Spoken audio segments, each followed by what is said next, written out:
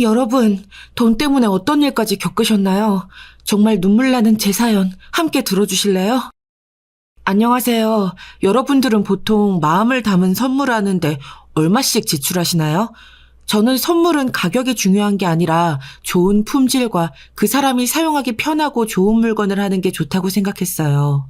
화려하고 예쁜 선물은 누구나 받으면 좋겠지만 부담스럽거나 자주 쓰지 않게 되기도 하고, 또 너무 비싼 선물은 혹시나 무슨 일이 생길까봐, 혹시나 망가지거나 할까봐 정말 특별한 날에만 쓰게 되는 경우가 많잖아요.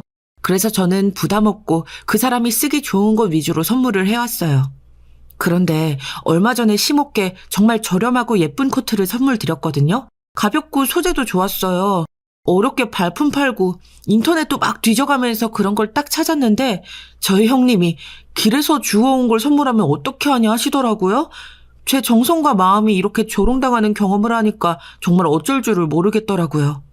근데 그걸 보고 남편이 형님의 뺨을 날려버렸어요. 시댁이 진짜 완전 뒤집어져서 정말 이 상황을 어떻게 해야 할지 난감하더라고요. 조금은 긴 얘기가 되겠지만 지금부터 제 얘기를 잘 들어주세요. 여러분들은 유년 시절을 어떻게 보내셨나요? 좋은 추억들 가지고 계신가요? 저는 좀 불우한 유년 시절을 보냈습니다. 엄마가 임신 중일 때 소방관이셨던 아빠가 사고로 돌아가시고 홀로 남은 엄마가 힘겹게 저를 지켜주셨대요. 아빠가 남겨주신 재산도 아빠 집에서 갈취해가듯 다 가져가 버려서 엄마는 거의 버티다시피 저를 키우셨다고 해요. 집이라고 부르기도 어려운 그런 곳에서 엄마랑 저는 그렇게 살았어요. 다들 대체 젊은 처자가 왜 그렇게 사냐고 할 만큼 고생하면서요. 주변 어른들이 많이 도와주시고 국가에서도 조금 지원받아서 살았지만 이리저리 요금 내고 나면 남는 건 별로 없고, 그나마 남은 돈으로 엄마 약값을 내고 나면 정말 식비가 모자라서 고생을 많이 했어요. 미음 같은 흰쌀죽을 주로 먹고 라면은 주로 나눠서 먹었어요. 그나마 엄마가 살아가실 때는 좀 덜했는데 엄마가 저를 낳고 산후조리도 잘 못한 상태에서 계속 차가운 방에서 있던 탓에 몸은 약해질 대로 약해졌어요. 그래도 버티고 버티다 제가 중학교 2학년쯤 됐을 때 돌아가셨어요. 항상 죽음과 함께 있는 기분을 아실지 모르겠어요. 학교 갔다 집에 가면 항상 누워있는 엄마가 있어요. 점점 가면 갈수록 손도 더 차가워지고 힘도 더 빠져가는 손을 잡고 있으면 없던 걱정도 생기곤 하더라고요. 그럴 때마다 엄마한테 학교 음악 시간에 배운 노래들을 불러드렸어요. 엄마는 그럴 때 많이 웃으셨거든요. 그렇게 잠깐이라도 웃고 나면 제 밥을 챙겨주시겠다고 조금씩 움직이셨어요. 아마 몸도 마음도 다 아프셨던 게 아닐까 싶어요. 하나뿐인 남편이 갑자기 사고로 그렇게 사라졌으니 저를 위해 사셨지만 정말 힘든 생명의 끈을 간신히 붙잡고 사신 것 같아요. 엄마가 돌아가시고 나서 세상엔 좋은 사람과 나쁜 사람이 항상 공존하다는 걸 격하게 깨달았습니다. 친척들은 돌아가며 저를 맞지 않으려고 발버둥을 쳤어요. 내가 왜 저 큰애를 키워야 하냐며 그렇게는 못하겠다고 싸우는 통에 저는 말하는 게 좀 불편하신 친할머니께서 키워주시기로 했어요. 엄마 쪽은 아예 가족이 없더라고요. 할머니도 나이가 많으셔서 저를 키워주시는 건지 제가 돌봐드리는 건지 잘 모르는 상황이 됐지만 그래도 누군가와 함께 산다는 게 훨씬 마음이 놓이더라고요. 할머니는 표현을 자주 해주시지는 못했지만 제가 노래를 해드리면 항상 웃으시면서 좋아하셨어요. 그래서 전 어렸을 때부터 노래 부르는 직업을 가져야겠다고 마음먹었죠. 예전보다 잘 먹고 살았지만 항상 비쩍 말라있다가 성장기가 되니까 식욕이 많이 올라오더라고요. 할머니 반찬이 참 맛있기도 했고요. 몸에 굴곡도 생기고 2차 성징이 시작되니까 동네를 다니는데 점점 무서운 일들이 생기더라고요. 하루는 여러 명의 오빠들이 절 에워싸고 제 가방을 뺏고 괴롭히기 시작했어요. 야! 야! 너 말 못하는 할머니랑 사는 애 맞지? 저번에 봤을 땐 말라깽이더니 너 점점 예뻐진다? 이 동네랑 안 어울리게? 야, 애 울겠다. 이 오빠가 할머니랑 너 먹을 맛있는 음식 좀 챙겨줄 테니까 나 따라와. 가방도 이리 주고. 왜 이러세요? 싫어요. 안 먹을 거예요. 야, 동네 시끄러워지기 전에 그냥 끌고 가자. 뭘 설득을 하고 지랄이야. 제발 보내주세요. 할머니한테 가봐야 해요. 만지지 마세요. 어쭈, 이게 어디서 앙탈을 부리고 지랄이야. 너 돈도 없는데 우리가 좀 보태주려고 하는 거니까 소리 지르지 말고 따라와. 이리저리 좀 만지게 해주면 너랑 너네 할머니 먹을 것 좀 챙겨줄게. 이런 게 윈윈 아니겠어? 제발 누가 좀 살려주세요. 노래를 많이 불러서 목청이 컸던 탓일까요? 지나가던 남학생이 제 비명을 듣고 어디선가 날라왔어요. 그 오빠가 오자마자 한 명씩 다 자빠져서 정리가 되었어요. 저희가 진술을 잘해서 그 이후에는 동네에서 그 남자들을 볼 수 없었어요. 너무 고마워서 도와준 오빠한테 꾸벅하고 인사를 했어요. 아무 일 없어서 정말 다행이라고 하더라고요. 이 소식을 듣고 급하게 오신 할머니는 아무 소리도 못 내시고 울기만 하셨어요. 그 오빠는 이준서라고 자기를 소개하면서 저랑 할머니를 집까지 데려다 주었어요. 돌아가려는 오빠를 할머니가 집안까지 불러서 밥을 먹고 가라고 챙겨주셨죠. 된장찌개에 나물들에 소박한 반찬이었지만 준서 오빠는 정말 맛있다고 해서 할머니를 웃게 해주더라고요. 그때부터 이상하게 많은 우연이 반복됐어요. 준서 오빠랑 그 사건 이전에는 크게 만난 적이 없었던 것 같은데 이상하게 사건 이후로 계속 마주치게 되더라고요. 오빠는 볼 일이 있어 지나가다가 너를 만났다. 약속 시간이 돼서 가는 길에 널 만났다. 항상 저런 말들을 했지만 어느 순간부터 오빠가 나 챙겨주고 싶어서 기다렸다는 걸 알겠더라고요. 지나가다 들렀다고 해놓고 한참을 저랑 얘기하거나 놀아주거나 맛있는 걸 챙겨와서 같이 먹곤 했거든요. 살면서 처음으로 얼굴이 볼살이 포동하게 오르기 시작하더라고요.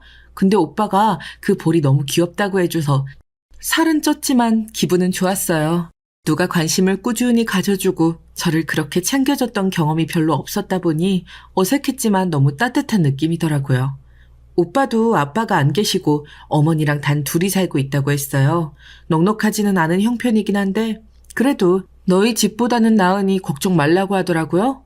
원래 서로 나누면 기쁜 게 2배가 된다고 하면서 항상 단팥빵을 나눠서 먹기도 하고 라면도 나눠서 끓여 먹기도 하고 그랬어요.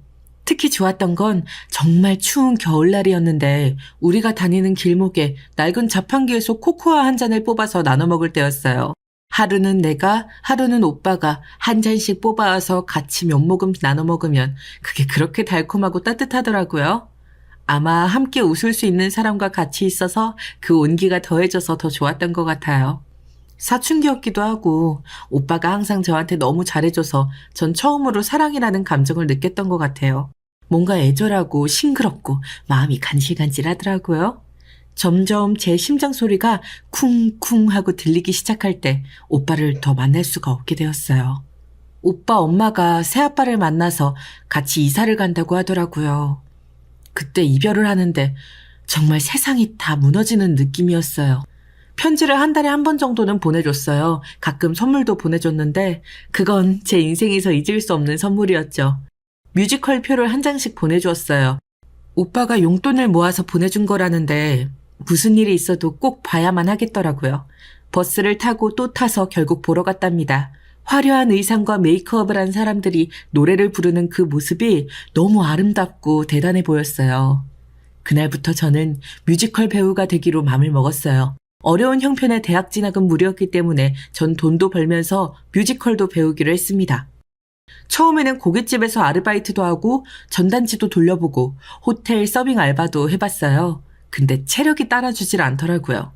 그래서 피팅 모델이나 사진 모델을 하게 되었어요. 나름 성장기 때 쑥쑥 커서 모델하는데 지장이 없더라고요. 안 그래도 말랐는데 너무 키가 커서 더 볼품없다고 생각했는데 모델하기에는 딱 좋은 체형이라고 하시더라고요.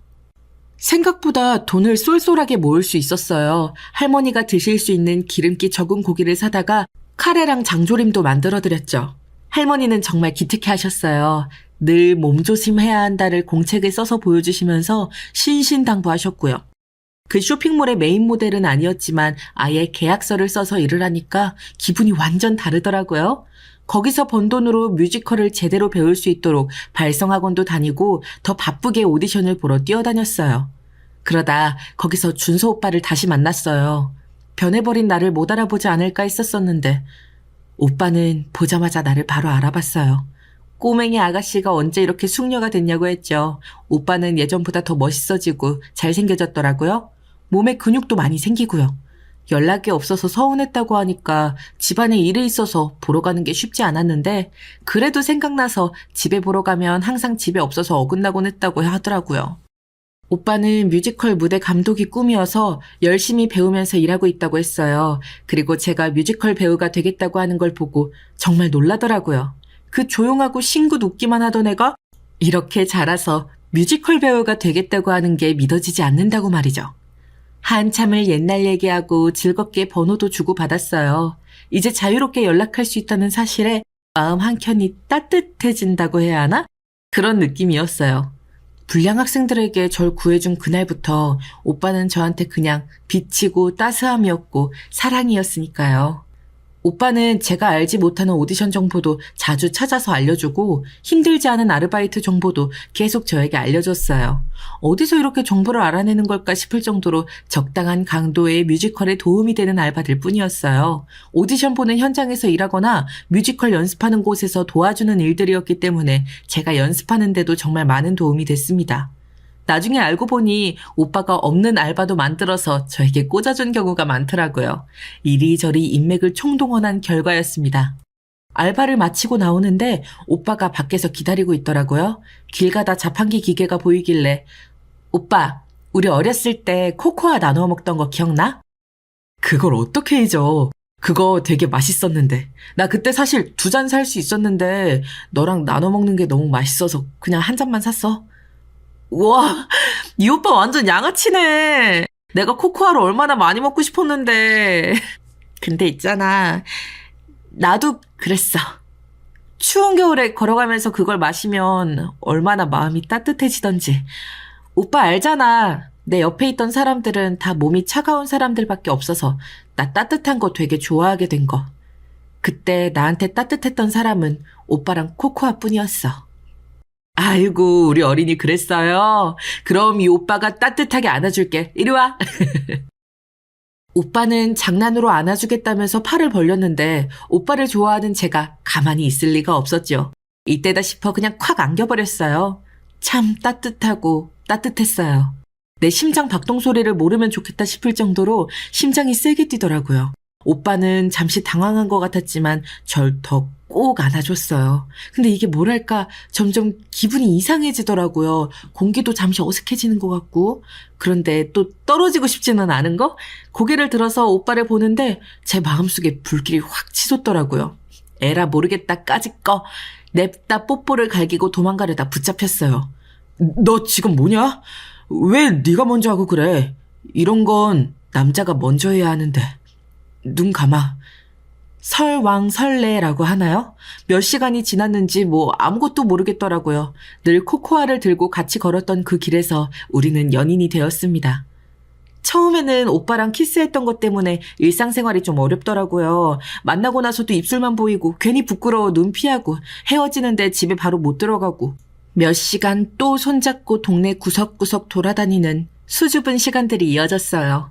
그러다 오빠가 안 되겠다 싶었는지 새아버지가 안 타시는 차를 끌고 나오기 시작하더라고요. 그곳에서 정말 열심히 부지런히 애정 행각들을 펼쳤습니다. 그렇게 제가 23살이 되던 해였어요. 아직도 열심히 오디션을 보고 다니지만 항상 아쉽게 최종에서 탈락했어요. 뭔가 조금 아쉽다가 문제였죠. 저는 늘 이랬지만 오빠는 주변의 인정을 받으면서 조금씩 뮤지컬 무대 감독으로 자리를 잡아가고 있었어요. 민영아, 우리 결혼하자. 오빠, 나 제대로 이룬 게 아무것도 없어. 오빠는 그렇다고 쳐도 오빠 집에서 나를 별로 안 좋아하실 텐데. 그런 건 아무 상관없어. 중요한 게 아니야. 중요한 건 우리가 함께 할 수 있다는 거야. 나 어렸을 때부터 너를 보면 항상 지켜주고 싶고 챙겨주고 싶은 마음밖에 없었어. 나는 이제 준비됐어. 같이 살자, 우리. 전 어렵게 용기를 내서 오빠네 집에 인사를 드리러 갔습니다. 그런데 긴장했던 것보다 오빠네 엄마 아빠가 참 좋은 분이셨어요. 가진 거 없고 이룬 거 하나 없는 저를 오빠가 좋아하는 사람이라는 이유만으로 따뜻하게 대해주셨죠. 정말 좋은 가족이 될 수 있겠다라는 생각을 했어요. 하지만 영화에도 또 일상에서도 빌런 한 명씩은 꼭 등장하잖아요. 오빠의 이복 형이 바로 그 빌런이었습니다. 오빠랑 가족 이야기를 할 때마다 오빠의 얼굴에 잠깐 어둠이 드리우는 것 같은 느낌을 받았었거든요. 왜 그런지 모르게 슬퍼 보이는 이유를 알겠더라고요. 오빠의 동그랗고 따뜻해 보이는 눈과는 다르게 길게 찢어지고 냉정해 보이는 눈이었습니다. 자주 빈정거리고 말도 툭툭 내뱉더라고요. 자주 그랬었는지 다른 가족들은 크게 신경 쓰지 않으려고 하는 분위기였지만 함께 있으면 있을수록 각자의 사정들이 참 깊을 수도 있겠다는 생각이 들었습니다. 잠깐 화장실에 들어갔는데 형이 한마디 하는 소리가 들리더군요. 왜 저렇게 가진 게 아무것도 없어 보이는 애랑 결혼하려는 거야? 외모는 제법 곱상하긴 한 것 같은데 옷이며 신발이며 가방이며 뭐 하나 제대로 갖춰진 게 없는 애 같은데? 아빠랑 엄마는 진짜 제가 좋아? 애가 착하고 바른 것 같아서 나는 좋아. 무엇보다 같은 업계 종사하니까 네 동생 잘 이해해 줄 것 같고 둘이 아주 어렸을 때부터 서로 잘 챙겨주면서 컸다니까 나는 그게 마음에 들어. 하긴 뭐 엄마도 아빠 인성만 보고 결혼했다고 하셨으니 비슷한 것도 같네요. 시끄럽다. 밥이나 먹자. 약간 상처받긴 했지만 제가 남들보다 형편이 좋지 않은 건 어쩔 수 없는 일이었으니까요. 다 들었지만 전혀 모른 척 행동했습니다. 맨날 저런 식으로 툴툴대는 소리를 하는 형 때문에 착한 오빠가 마음고생을 많이 했을 것 같다는 생각이 들더라고요.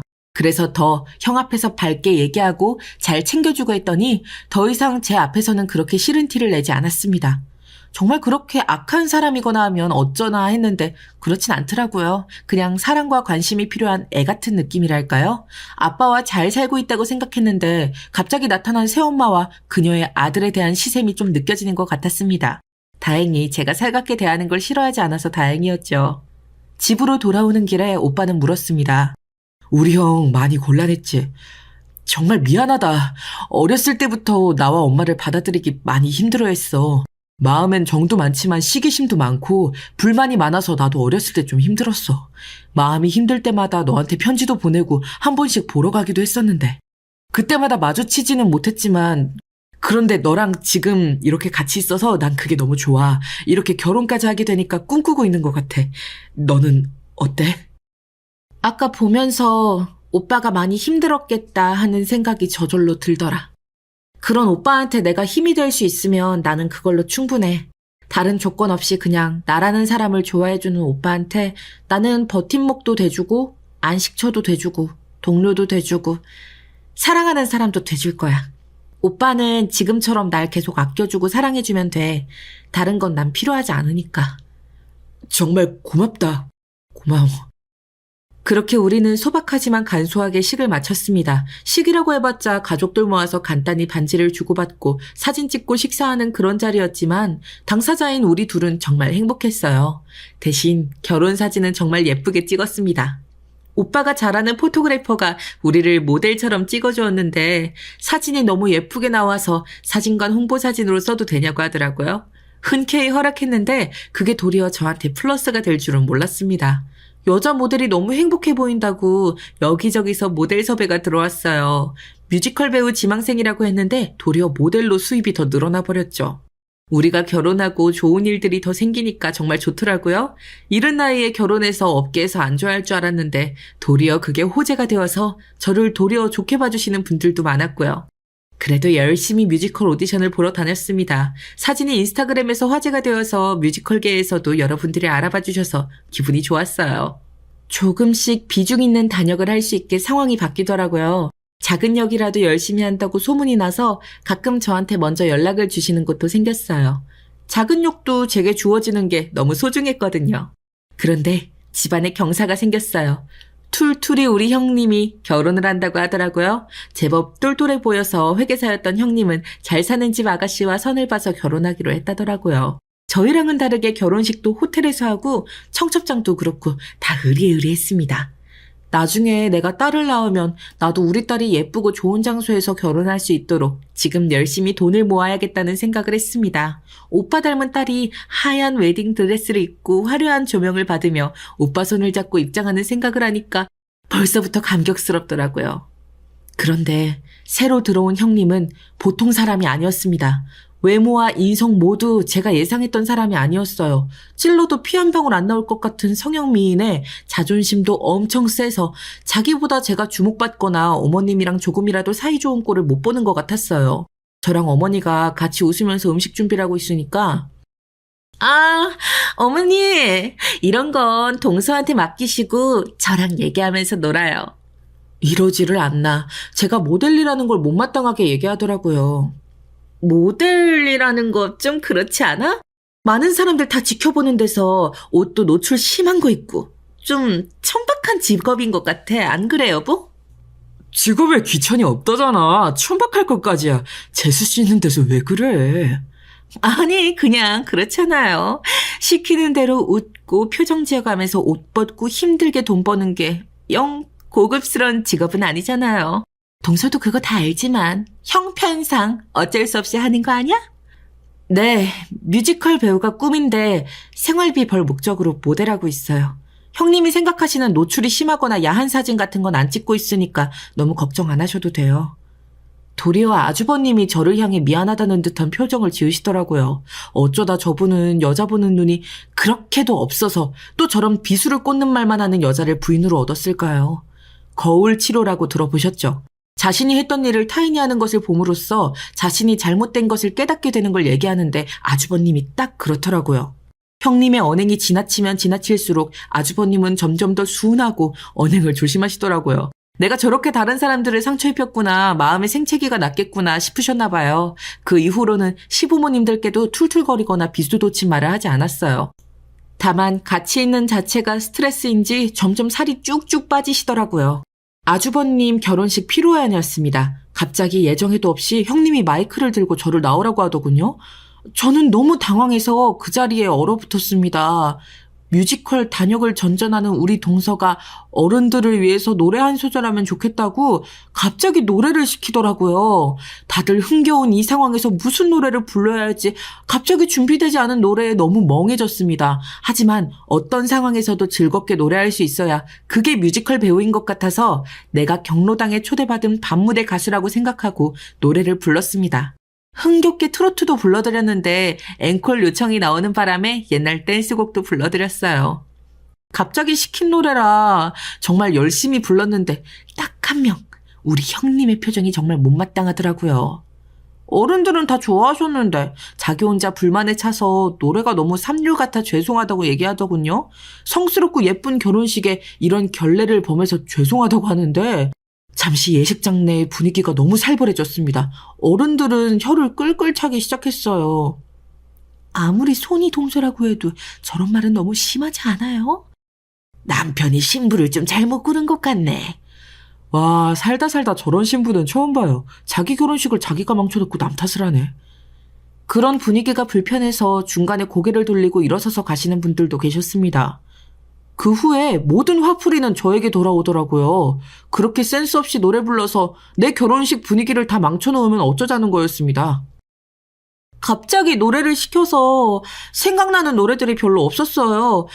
폐를 끼쳤다면 죄송합니다. 다음부터는 노래 시키지 말아주세요.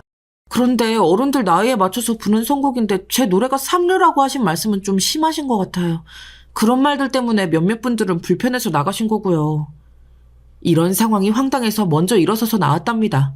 싸움을 더 키우고 싶지도 않았고요. 남편은 미안하다며 저를 꼭 안아줬어요. 갑자기 일어난 상황에 머리가 새하얘져서 뭐부터 어떻게 해야 할지 감이 오지를 않았다고 하더라고요. 일가 친척이 다 보는 자리에서 이제 막 결혼하는 형님의 부인을 뭐라고 하려니 정말 고민이 됐었대요. 그래도 제가 무조건 잘못했다고 하지 않고 형수가 뭘 잘못했는지 얘기한 게 참 자랑스럽고 마음이 든든해졌다고 하더라고요. 아, 이제 우리 부인이 어디 가서 서러움 당하고 억울하게 말도 못하고 살진 않겠구나 하는 생각이 들었다는 거죠.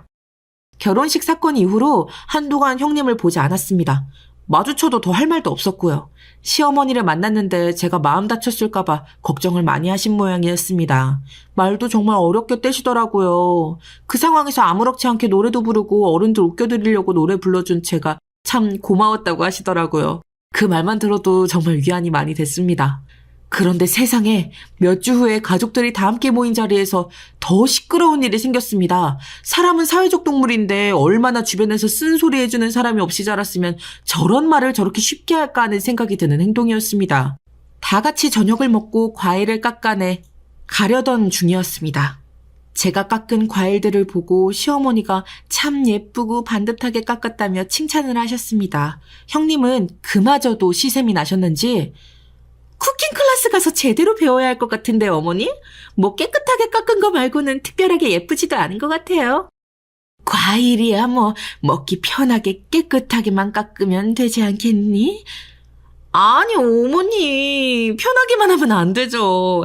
갖출 건 갖춰야 하지 않을까요? 아 어머님도 개못이라 그런가? 그냥 편하게 하는 게 좋으신가 봐요. 어머니도 쿠킹 클래스 다니신 적 없으시죠? 아 어쩐지. 그래 그럼 클래스가 다른 네가 과일 다 깎아서 내와봐라. 실력 좀 보게.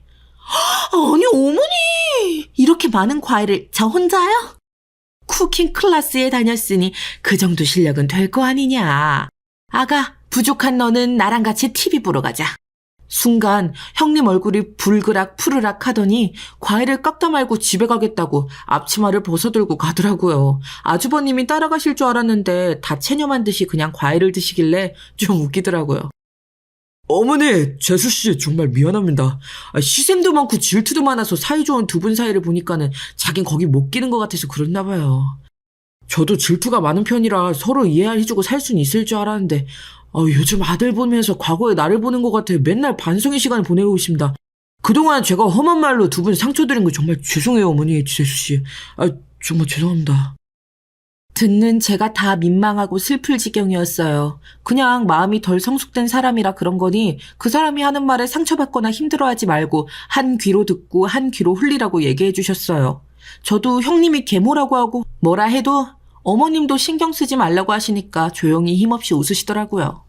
그 다음 가족 모임은 제가 모델 일을 한다고 화장을 하고 선물로 받은 옷도 챙겨 입고 간 상태였습니다. 다른 사람들은 옷이 참 잘 어울린다고 하고 어떻게 그렇게 군살 하나 없냐고 이쁘다 해주셨는데 형님은 또 모든 시선과 관심이 저한테 몰리니까 이제 또 슬슬 화가 나기 시작하는 것 같더라고요. 평소에 제대로 걸칠 옷이 없나 봐. 협찬받은 옷이라고 그걸 그대로 넙죽 받아서 입고 온 걸 보면? 네, 요즘 옷이 많이 비싸서요. 아껴서 모아야죠. 애기도 가져야 하니까요. 아니, 애는 나같이 여유 있는 사람이 가지는 거지. 자기는 지금 아무 커리어도 이뤄놓은 것도 없고 가진 건 몸뚱이 하나인데 애 낳으면 몸도 다 망가져서 그나마 하던 모델 일도 못하게 될 텐데 괜찮겠어?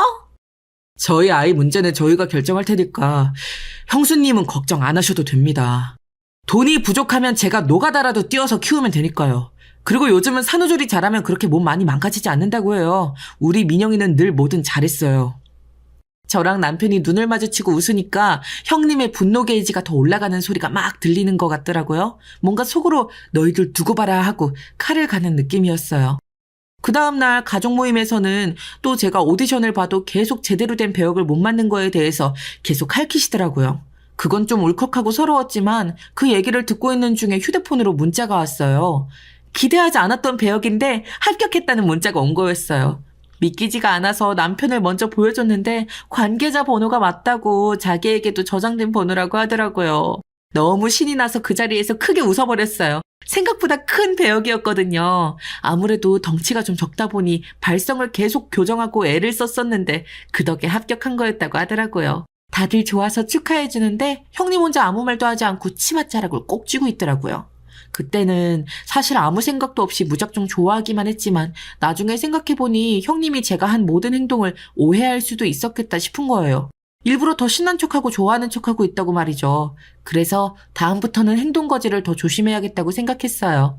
드디어 뮤지컬 연습을 시작했어요. 발성 연습을 제대로 해둬서인지 제 파트를 하는데 전혀 무리가 없더라고요. 다른 분들도 다 만족스러워하시고 제가 어린 나이에 결혼했다는 거에 더 놀라셨는데 그 상대가 남편이라는 사실을 알고 더 놀라더라고요. 그런 훈남 남편을 둔 게 너무 부럽다고 하셔서 기분 좋게 웃으면서 지나가고 있는데 1층 로비에서 갑자기 저희 형님을 만난 거예요. 이쪽 업계 아는 사람이 꽤 많다고 하셨는데 지인을 만나러 오셨나 했죠. 저를 보더니 급격하게 아는 척을 하시더라고요. 아니 동서. 어떡해. 여기에서 보네. 어머, 다들 안녕하세요. 저희 동서 잘 좀 부탁드릴게요. 웬일로 공손하게 인사를 하시길래 이게 무슨 일일까 했지만 아니나 다를까 인신공격은 역시나 시작되더라고요.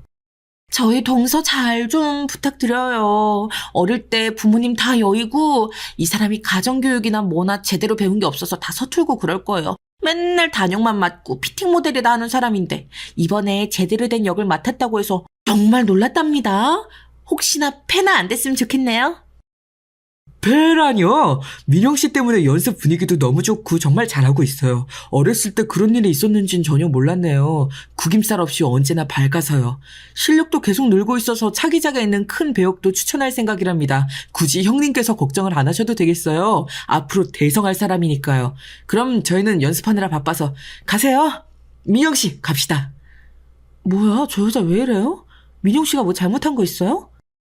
그냥 제가 좀 마음에 안 드시는 것 같아요. 민영 씨, 요즘 목소리랑 성량이랑 다 좋으니까 그대로만 유지해. 내가 다른 무대 감독이랑 아는 사람들한테 꼭 민영 씨 다 추천해 줄 테니까. 형님이고 나발이고 무슨 말을 저렇게 하냐. 뭐 민영 씨가 감정이 없는 동물도 아니고 사람이 뭐 저래. 겉만 번지르르 하지 진짜 교양이 하나도 없고 인간이 덜 됐다 인간이. 뒤돌아보니 형님은 그 말들을 다 들었는지 더 열받아 있더라고요. 립스틱을 바르려다가 바닥에 내팽개치고 있더라고요. 가끔 무서운 생각까지 들더라고요. 나한테 안 던져서 다행이다 뭐 이런 생각? 점점 형님의 분노 게이지가 올라가는 게 느껴져서 연습 때문에 바빠서도 그렇지만 가족 모임에도 몇 번 빠지기로 했어요. 제가 없으니까 형님은 더 잘 웃고 어머님께도 잘 해드렸다고 해요. 근데 그게 너무 가식적이다 보니 어머님도 너무 불편하시고 거실에 형님만 남고 다 각자 방으로 들어가시거나 남편도 일찍 돌아왔다고 하네요. 어떻게 보면 사랑받고 싶고 주목받고 싶은 마음인데 그 마음의 욕심이 너무 지나쳐서 도리어 주변 사람들을 불편하게 만드는 것 같아요. 그런데 저는 가족들이랑 편하게 대화하고 스킨십도 편하게 하니까 얼마나 제가 싫었을까요? 그런 생각이 들더라고요. 하지만 아무리 그래도 저를 무시하고 인신공격하는 수위는 더 높아질 대로 높아져서 결국 사고를 치고 말았습니다. 불편해서 가지 않을까 했지만 그래도 여러 번 빠졌다 보니 시부모님도 보고 싶다고 하시더라고요. 그래서 가족 모임에 나갔습니다. 일부러 형님께 공손히 인사하고 더 얘기를 하거나 말을 많이 하지 않았어요. 다가오는 어머니 생신에 맞춰서 선물을 못 드릴까봐 미리 제가 받은 코트를 좋은 가격에 구매해서 챙겨왔습니다. 전에 여러 번 쇼핑을 같이 다니면서 어머니께서 좋아하시는 색깔과 디자인들을 봐뒀거든요. 그리고 무거운 건 싫어하셔서 가벼우면서도 좋아하는 디자인으로 골라서 예쁘게 포장을 해왔습니다. 지금 배역을 잘 해내서 다른 배역에 또 합격했다는 좋은 소식을 전해드렸어요. 시부모님께서 정말 당신들 일처럼 좋아해 주셨습니다. 무대 올라가는 일정 때문에 제때 생신 축하 못 해드릴 것 같아서 미리 어머니 선물을 사왔어요. 마음에 드실지 모르겠네요. 가격은 저렴한데 어머님께 꼭 어울릴 선물이라 지금 드리는 거예요. 아니, 네가 무슨 돈이 있다고 옷을 샀어. 세상에, 여기서 풀어보자. 엄마, 이 사람이 이거 사려고 근처에 있는 옷가게랑 아울렛까지 다 뒤져서 사왔어요. 근데 제 맘에도 쏙 들더라고요. 동서! 아무리 없이 살아도 이 길에서 주워온 것 같은 옷을 어머님께 선물하면 어떡해? 이런 디자인 어머님께 어울리지도 않고 쓰레기 같아. 아우, 이거 얼마 주고 샀어? 말해봐. 아니 이 여자가 진짜 듣자 하니까. 짝! 열받은 남편이 형님의 뺨을 때렸어요. 형님도 그 파워에 놀라서 순간 멍하시더라고요. 결국 맞고 나서 울고 불고 소리치기 시작했습니다. 더 때릴까봐 제가 남편을 꼭 붙잡았어요. 아주버님이 완전 지친 얼굴로 남편에게 말했습니다. 준서야, 내가 정말 미안하다. 내가 사과할게. 재수씨 정말 미안해요. 내가 정말 면목이 없어요. 일어나. 울지 말고 일어나라고. 너랑 한 약속 못 지킬 것 같다. 이건 인간이 할 짓이 아니잖아. 언제까지 이럴 건데. 나도 더 이상 이런 너랑 못 살겠다. 우리 이혼하자. 내가 이럴 줄 알았어. 내가 이럴 줄 알았다고. 결국 이럴 거면서 결혼할 때 뭐? 나를 이해한다고? 너랑 나는 비슷한 것 같다더니 이제 난 버리시겠다. 너도 다른 남자들이랑 똑같아. 좋다고 하다가도 결국 질린다느니 성격이 별로라느니 이상한 말만 해대면서 다 갖고 놀고 버리잖아. 너는 아니라며. 그건 네가 정상이라고 생각했을 때 얘기고, 네가 한 짓을 봐. 주변 사람 말로 다 상처 입히고 자기보다 좀 더 주목받거나 사랑받는 사람 있으면 참을 수 없어 하고, 그게 정도를 지나쳐서 피해망상에 빠져 있잖아. 그냥 자기 삶 열심히 사는 재수씨 응원해주지는 못할 망정 일하는 데까지 찾아가서 회방 놓으려고 하고 안 되니까 로비에서 행패 부리고. 이게 사람이 할 짓이냐고. 당장 집에 가서 네 짐 다 싸서 나가. 너 같은 여자 다신 보고 싶은 마음 없으니까. 너무 충격적인 전개였지만 남편이 형님 때린 건 다 잊어버리고 다들 멍하니 두 사람만 바라보고 있었어요. 형님은 입으로 중얼중얼 욕을 하면서 나가시더라고요. 오랜 세월 제가 부모님이랑 동생한테 온갖 비수 같은 말로 상처 입혀서 정말 죄송합니다. 저는 제가 상처받은 만큼 주변 사람들한테 상처 입혀도 된다고 생각했는데 저 사람 보니까 제가 얼마나 잘못 살아왔는지를 알게 됐어요. 여러 번 주의를 주고 고치게끔 하려고 했는데 그게 더 도끼를 품게 만들 줄은 몰랐어요. 저 사람은 아픈 사람이에요. 술 없으면 자지도 못하고 항상 진통제랑 수면제를 먹어야 잘 수 있더라고요. 치료가 우선인 사람 같아요. 가서 상황 마무리하고 다시 연락드릴게요. 네가 어떻게 생각했을는진 모르겠지만 내 마음속에 아들은 늘 두 명이었다. 상처가 많아 잘 우울해하는 아들 하나, 집에 마음을 못 붙여 맨날 놔두는 아들 하나. 나한테 너흰 둘 다 아들이야. 그러니 이제라도 화목하게 재미있게 잘 지내보자. 나는 정말 그랬으면 좋겠어. 알겠지? 예, 엄마. 정말 사랑합니다. 이런 저라도 키워주셔서 너무 감사해요. 준서야, 내가 정말 면목없지만 나 때문에 정말 많이 힘들었지. 이제라도 형 노릇하게 잘 좀 봐주라. 나도 따뜻한 형이 될 수 있게 기회를 줘. 아빠는 아직 좀 밉지만 저한테 이런 따뜻한 엄마를 만들어주셔서 감사해요. 그동안 말 안 했지만 친엄마가 바람나서 아빠 버리고 갔는데 저한테 그런 내색 한번 안 하시고 원망 들어주신 거 정말 감사합니다. 제가 앞으로 효도할게요. 그리고 재수씨 늘 미안해요. 그리고 늘 고맙고요. 나중에 맛있는 저녁 한번 대접할게요. 우선 저 화상부터 처리하고 나중에 봐요. 잘 해결하고 연락 주렴. 뭔가 알터니가 훅 빠진 것처럼 이상하고 또 따스한 밤이었습니다. 어렸을 때 실로 이를 빼본 적 있으신가요? 이마를 탁 때리면서 이를 뽑으니까 그 통증 때문에 이 뽑은 통증을 잊고 뽑고 나서 웃어본 적 있었거든요. 꼭 그 상황 같았어요. 지금의 우리들처럼요. 부딪히고 터지고 혼란스럽던 밤이었지만 우리는 그 일을 계기로 좀 더 화목하고 화기애애한 가족이 됐습니다. 절 길러주신 할머니는 노환으로 제가 결혼한 지 얼마 안 돼서 세상을 뜨셨어요. 그때는 세상이 무너질 정도로 슬펐지만 오빠라는 가족이 있어서 그리고 따뜻하게 위로해 주시던 시부모님과 친데레같이 힘내야 하던 아주버님이 있어서 잘 넘길 수 있었거든요. 이제 할머니의 그 빈자리가 전혀 느껴지지 않을 만큼 절 아껴주고 위로해주는 가족들이 생겨서 정말 좋습니다. 아주버님과 형님은 우리의 추측대로 협의 이혼을 하셨어요. 다 내려놓고 나니 편안하다고 하시면서 그동안 미안했다고 친정으로 돌아가셨대요. 그런데 혼자 되신 아주버님의 뒷모습이 영 신경 쓰이더라고요. 근데 또 이게 사람 인연이 이어지려면 또 엉뚱하게 이어지더라고요. 뮤지컬 연습을 하고 동료랑 술을 한잔하다가 남편 연락을 받았어요. 어디인지 얘기했더니 남편이 찾아왔는데 아주버님과 같이 오셨더라고요.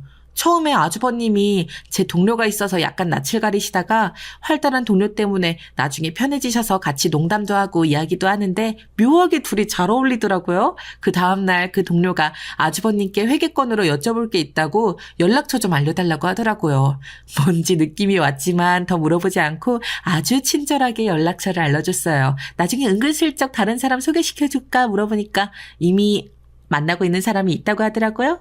그러다 처음 만난 술집 근처에서 서로에게 푹 빠져서 나란히 같이 손잡고서 걷고 있는 두 사람을 발견했지요. 참 다행이다 싶더라고요. 이번 가족 모임에 소개시켜줄 사람이 있다고 아주버님이 제 동료를 데려왔더라고요. 그럴 줄 알았다고 다들 엄청나게 축하해줬어요.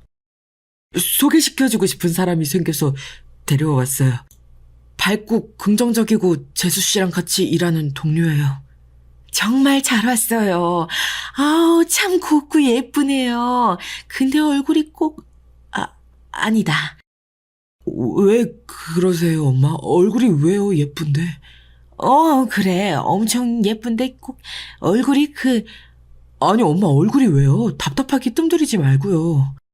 아니, 초면에 실례긴 한데 꼭 임신한 여자 얼굴처럼 예뻐서. 어머니! 임신한 여자 얼굴은 뭐가 달라요? 어떻게 예쁜데요? 하긴 언니 얼굴이 평소보다 뽀얗고 두리둥실하게 예쁘긴 하네. 그런 건가? 근데 그걸 얼굴만 보고도 알 수 있어요?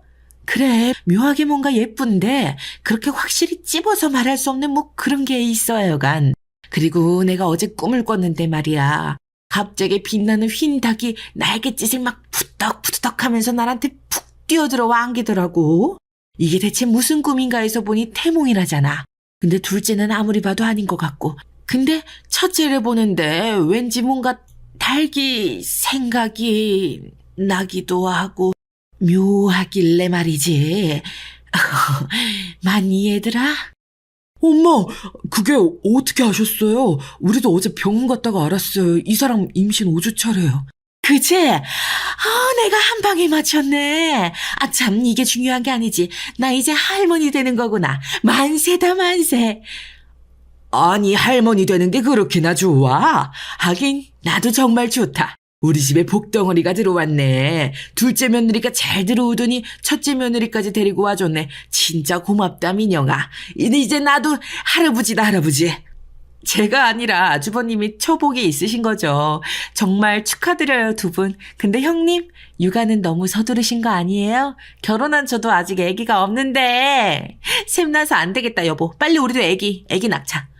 우리가 좀 많이 급했어서 말이야. 다들 이해해 주세요. 그럼 우리 결혼 허락해 주시는 거죠? 이미 이렇게 큰 선물까지 준비해서 왔는데 허락이 뭐 필요하겠어. 큰애야, 이제 너 우리 집 며느리야. 먹고 싶은 거 없니? 내가 다 만들어줄게. 말만 해라. 아, 다들 진정 좀 해. 정신이 하나도 없어. 아니, 형 얌전한 척 하더니 애부터 만들어 오고 말이야. 그래서 결혼식은 언제 할 건데 배불러 오기 전에 해야 하지 않아요? 다들 진정하세요. 제가 좀 알아봤는데 다음 주 금요일에만 예약이 비어 있다고 해서 그날 하려고요.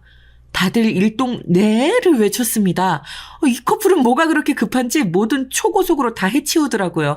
혼자여서 외로워 보이는 아주버님은 이제 생각도 나질 않더라고요. 아끼는 이 가정에 드디어 완전한 웃음꽃이 피었어요. 동료들 중에서도 정말 성격 좋고 털털한 매력의 소유자인 언니랑 아주버님이 연결될 줄은 몰랐는데 아주버님도 솔직하고 애교도 있으면서 털털한 언니한테 한번 빠져서는 일에 집중을 못하실 정도였대요. 연락은 언니가 먼저 했지만 고백과 프로포즈는 아주버님이 먼저 박력 있게 하셔서 언니가 2번 반했다고 하더라고요. 아주 이성적이고 냉정해 보이는 외모인데 사랑에 빠지고 나서 아주버님이 너무 열정적이셔서 정말 놀랐다고 하더라고요. 항상 채워지지 않는 마음이 허전해하는 언니였는데 도리어 열정적인 아주버님을 만나서 하루하루가 정말 행복하다고 하더라고요. 언니는 정말 재주꾼이어서 노래나 춤은 물론이고 요리에 집안 청소의 달인이라 항상 아주버님이 정말 행복하다고 하시더라고요. 아주버님 꿈이었대요. 요리 잘하는 여자를 만나는 게요. 그래서 그런지 요즘 얼굴이 진짜 동글동글 하시더라고요. 맨날 툴툴거리는 말투에 화가 난 얼굴이었는데 요즘은 얼굴이 찐만두 같으세요. 하얗고 통통하게 잘 쪄진 찐만두요. 전화위복이라는 말이 생각나더라고요. 안 좋은 일을 겪고 나서 도리어 더 좋아질 수 있는 것처럼 사람 사는 게 참 그래요. 울다가도 웃을 일이 생기고 또 웃다 보면 힘든 일이 있어도 또 금방 지나가기도 하고요.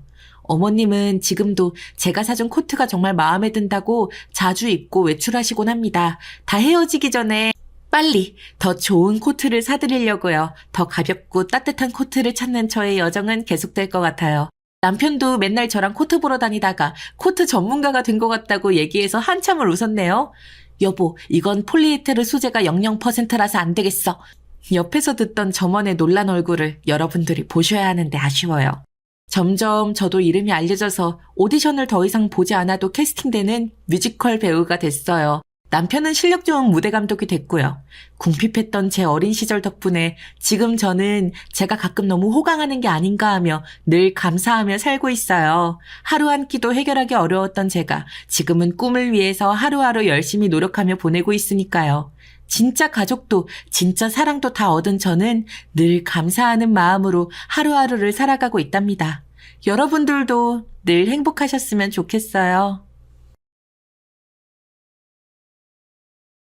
안녕하세요. 저는 경기도 시흥에 살고 있는 30대 주부예요. 저는 특별한 굴곡 없는 가정에서 자라왔기에 부모와 자식 관계는 늘 애달프고 좋다고만 생각했어요. 그런데 그렇지 않은 경우가 있더라고요. 이건 제가 가장 가까이서 지켜본 저희 남편과 어머니 얘기인데요. 제 일은 아니지만 보면서 착잡한 마음이 드는 건 어쩔 수가 없네요. 우리 어머니는 본인 말로는 예전에, 그러니까 본인이 젊으셨을 때에 아주 미인이셨다고 하네요. 남편도 그 부분을 인정하기는 했었어요. 그게 지금 와서 뭐가 중요한지는 모르겠지만 말이에요. 뜬금없이 그렇게 어머니는 자기 옛날 일을 자랑하시고 잘 나갔었고 예뻤었고 친정에 잘 살았고 하는 얘기들을 늘어놓으셨답니다. 네가 몰라서 그러는데 나 옛날에 얼마나 미인 소리 듣고 칭찬이 자자했는 줄 아냐? 하여간 어딜 가든 그렇게 남정네들이 줄을 섰어. 기철이 날 때만 해도 다들 아가씨인 줄 알았딘가. 배가 많이 안 나오고 늘씬하고 키도 크고 외모도 어디 여배우를 닮았다는 소리를 들었어.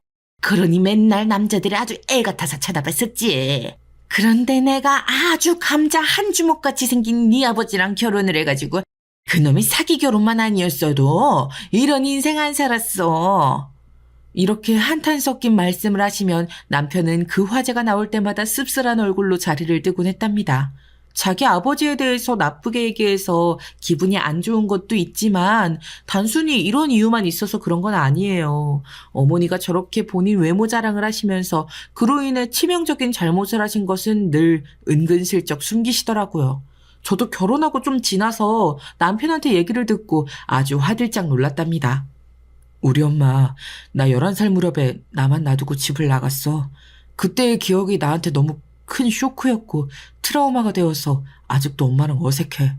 그러고 15년 뒤에 연락이 되어서 다시 아버지랑 나랑 셋이 살았지만 그래도 마음이 쉽게 다시 안 열리더라. 초등학생일 때 집을 나가셨고 군대 다녀왔을 즈음에 엄마를 다시 만났는데 관계가 쉬워질 리가 없잖아. 아직도 좀 그래. 이 말을 들으니 너무 멀쩡하게 살고 있는 듯 보였던 시부모님 관계가 달리 보이더라고요.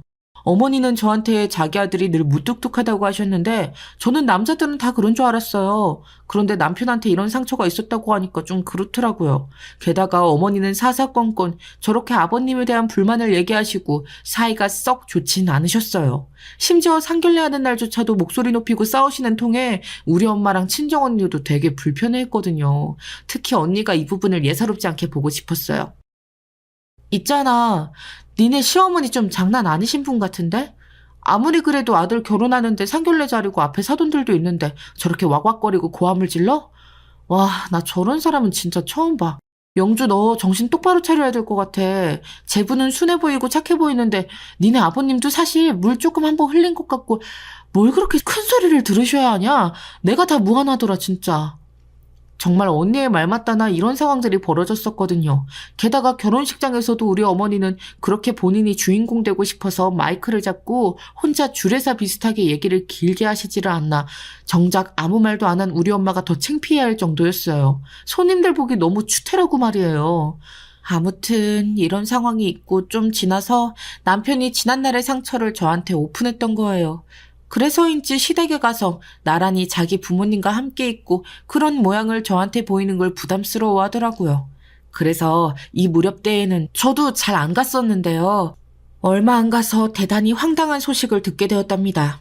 당시 어머니는 나름 하나밖에 없는 며느리랍시고 저한테 종종 전화하셨었거든요.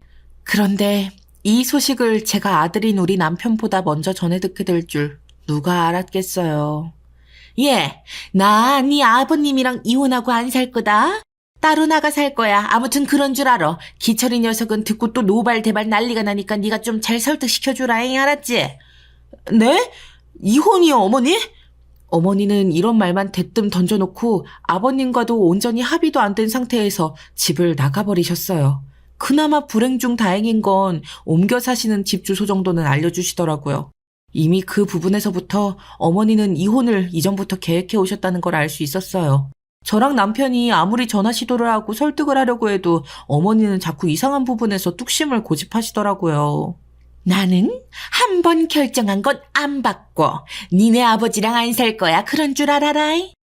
이러면서 다짜고짜 이혼 진행을 해버리시더라고요. 우리 아버님은 이렇게 일방적으로 이혼을 통보받고 집 세간살이도 3분의 1이 비워져 버린 것을 확인하신 뒤 너무너무 충격이 크셨어요. 본인 자영업 때문에 나가서 집을 비운 사이 어머니는 발빠르게 집에 있는 본인 짐을 다른 곳으로 옮겨가셨더군요. 남편은 이때 저에게 길게 말을 하지는 않았지만 충격에 빠져 떠듬떠듬 전하는 얘기를 듣는데 정말 너무 가슴이 아프더라고요. 우리 아버지 딴에는 애 어릴 때 무작정 집을 나가서 10몇 년이나 연락이 없던 부인을 받아줬던 건데 그때는 이혼한 것도 아니었어. 주기적으로 연락은 했대. 내가 알기로 그때도 엄마가 이혼하자고 난리를 치는 걸 아버지가 받아주질 않았나 봐. 나를 생각해서 말이야. 당시 엄마가 1년에 한 번 정도는 전화를 걸어왔고 한 집에서 우린 쭉 계속 살고 있으니 그냥 아버지는 쉬쉬했던 거야. 근데 진짜 우리 아버지 너무 짠해서 어쩌냐. 엄마 받아주고 살면서 평생 살림이나 뭐나 제대로 하지도 않고 저렇게 성질만 내는데 그래도 데리고 살았는데 말이야. 결과가 이 모양이네. 정말 이런 얘기를 듣고 있으면 제 아무리 성인군자라고 해도 우리 어머니 같은 사람을 이해할 수는 없겠더라고요. 대체 우리 아버님한테 무슨 억하심정이 있어서 그러시는지 모르겠어요. 저는 문득 한 단어가 떠올라 남편에게 물었답니다. 근데 전에 어머니가 툭 하면 사기 결혼했다고 하시던데 그건 뭐야? 당신도 아는 얘기야? 그러자 남편은 한숨을 푹푹 쉬면서 힘들게 말을 하더군요. 그게 무슨 사기 결혼이야. 따지고 보면 엄마가 사기친 거지. 우리 아버지가 돈 많은 집안 아들인 줄 알고 엄마가 그렇게 매달려서 결혼했대. 사실 아버지는 뭐라 얘기한 것도 없어. 좀 사는 집 친구랑 어울렸을 뿐인데 엄마가 멋대로 착각한 거야. 그래놓고 엄마도 외갓집이 비슷하게 잘 사는 척 갖은 공을 들여서 결혼했다고 하더라고. 그래도 아버지 많이 노력했어. 엄마 욕심이 끊이질 않고 어릴 때에도 툭하면 생활비 흥청망청 쓰고 하는데 아버지가 노력해서 연립해서 그 당시 빌라까지 이사를 갔던 거야. 그런데 어느 날 뚝딱 빚까지 지고 사라져버리고 용케 아버지가 그때에도 이혼 안 하고 참아준 거라고. 오롯이 자식 하나 때문에 말이야. 이런 아버님을 두고 어머니는 이제 아들 하나 있는 것 장가 보냈으니 더 이상 본인이 참고 살 이유가 없다는 게 이유였어요. 그래서 원룸인지 뭔지 얻어다가 세간살이를 챙겨서 나가버리셨고 이혼 안 해주면 가만 안 있겠다는 요구를 하셨더군요. 아버님은 참담한 심정으로 이혼에 응하셨고 얼마간은 저와 남편이 너무 걱정스러워서 계속 들여다봤었어요. 순식간에 호라비가 되어 그 집에 혼자 남으셨고 그리고 세간살이를 들고 나와버렸으니 그 비어있는 공간들은 어떡하냐고요. 그래서 반찬하는 김에 같이 해서 갖다 드리고 왔다 갔다 하면서 챙겨드리게 되더라고요. 우리 엄마도 이 사실 듣고 얼마나 안쓰러워하셨는지 몰라요. 세상에, 니네 아버님 너무 안 되셨다. 아니, 니네 시어머니는 무슨 그 나이에 새삼 이혼이래? 뭐 부부간의 사이는 부부만 안다고 하지만 그래도 그렇지 진짜 다 늙어서 그런 통보 이혼은 또 뭐야. 상견례 때 보니까 아주 남편을 쥐잡듯 잡더만. 내가 볼 땐 니네 아버님 좋은 분 같던데 참 마음이 안 좋다. 니네 할아버지 장례 때도 와주시고 니네 아빠 손도 잡아주시고 그때 인상이 엄청 좋았단 말이야. 니네 아빠도 사돈어른 괜찮은 분 같다면서 장례식 때 몇 번을 얘기했었어.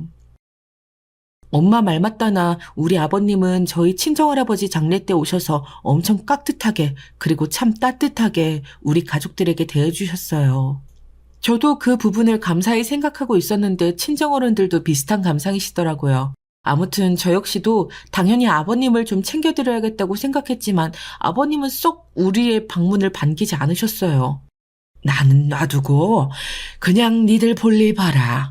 한창 젊은 애들이 무슨 노인네를 챙긴다고 그래. 니들 하고 싶은 거 하고 나한테는 내가 부르면 그때 나와. 냉장고에 아직도 저번에 갖다 준 반찬을 안 먹어서 남아있다. 자꾸 왔다 갔다 하는 거 부담 싫어. 오지 마라.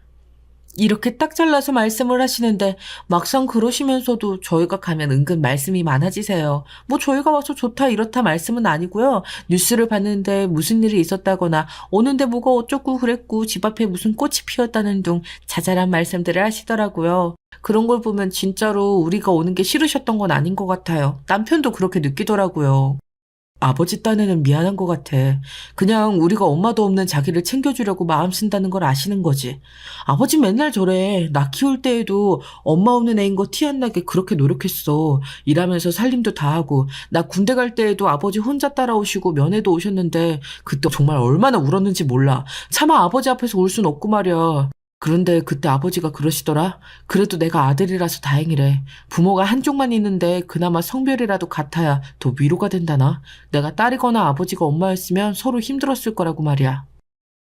이 말을 들으니 인자하신 아버님의 옛날 풍경이 저도 모르게 절로 머릿속에 그려지더라고요. 아버님은 남편에게 있어 참 단단하고 힘있는 친구 같은 존재셨어요. 일찍 결혼하셔서 얻은 아들이다 보니 나이도 환갑을 넘긴 지 오래되지 않으셨고 어찌 보면 한창 창창하실 나이인 거죠. 그래서인지 저와 남편은 절대 우리에게 그런 일은 일어나지 않을 것이라고 장담했답니다.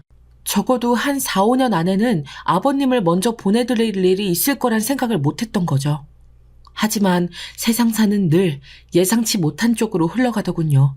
그것도 조금의 예고도 없이 도둑이 들이닥치듯 아주 갑작스럽고 당돌하게 말이에요.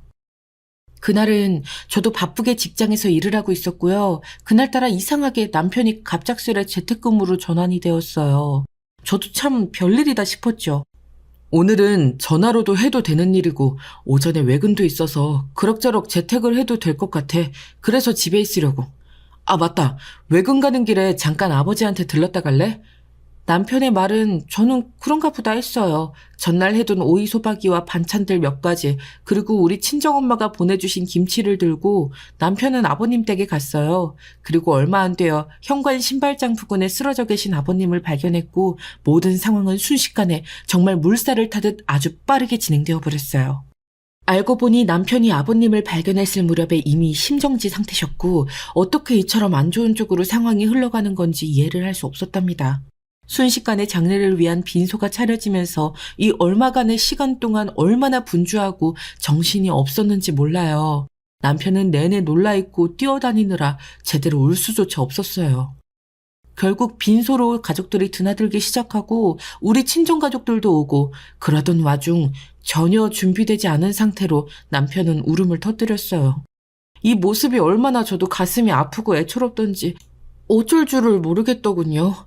외아들 혼자인 남편은 장례를 위해 여전히 결정할 게 있고 신경 쓸 게 많은데 그나마 이성을 갖고 있는 제가 옆에서 처리를 해야 했어요. 틈만 나면 울음이 나와 어쩔 줄 몰라 하는 남편을 보며 이래서 준비되지 않은 죽음이 사람의 피를 말리구나 싶었답니다. 그나마 저희 엄마와 언니, 아빠가 남편을 좀 챙겨주고 있던 차에 저 역시도 떠올리던 생각을 엄마가 바로 한 줄로 정리해서 물으시는 거예요. 영주야, 네 시어머니는? 네 어머니는 안 와보신대냐?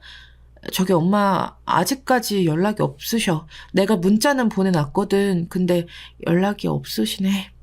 그러자 엄마는 순식간에 입이 딱 벌어져서는 저만치 떨어져 있는 우리 남편을 보고 겨우 말을 아끼고 참으시더라고요. 그러면서 제 귀에 아주 재빠르게 속삭였어요.